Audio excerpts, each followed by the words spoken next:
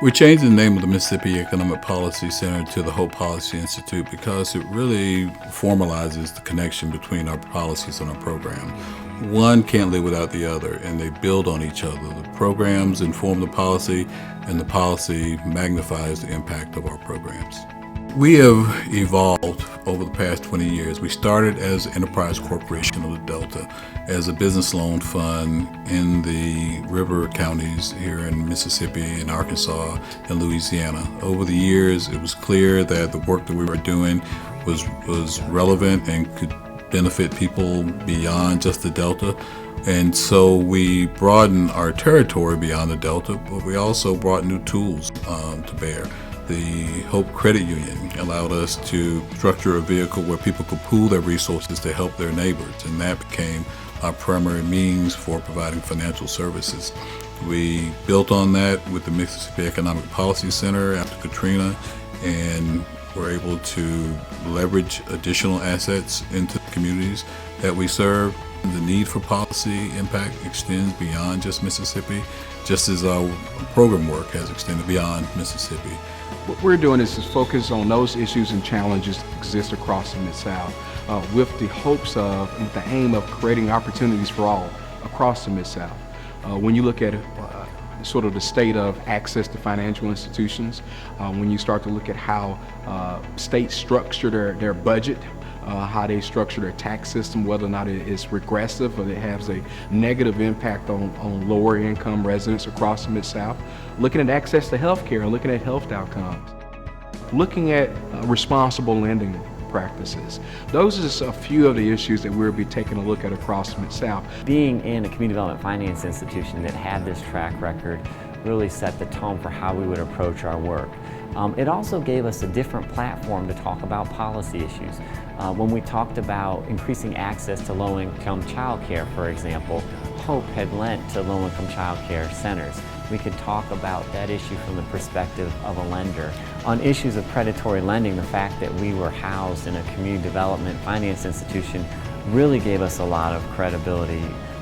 We could go right down the hall and talk to lenders who would give us real-life examples of members who've been victimized by predatory lenders.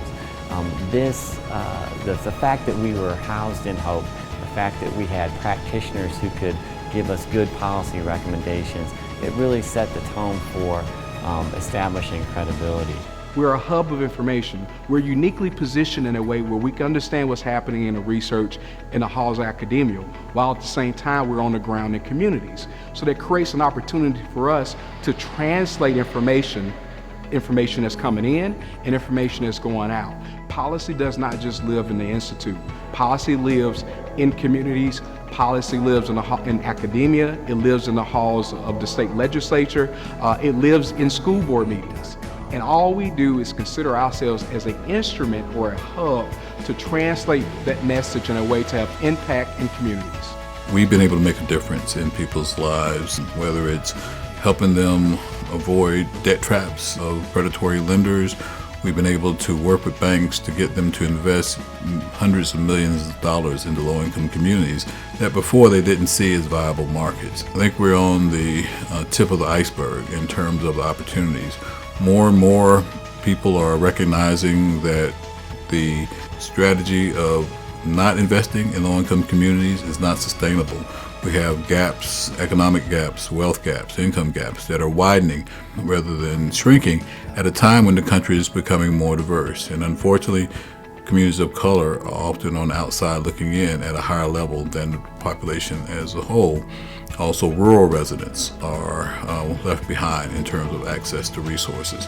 And so the work that we're doing at the Hope Policy Institute is very important to shining a light on the needs of residents in the nation's most distressed communities, not just for the benefit of residents here in the Mid-South, but it's a model that people across the country can build on. If we can make the difference that we're making here in Mississippi, Arkansas, Louisiana, and Tennessee, then certainly communities who have more resources, have more assets, more banks, more foundations, more companies can take the lessons and apply them in their communities as well. The Hope Policy Institute is a natural evolution.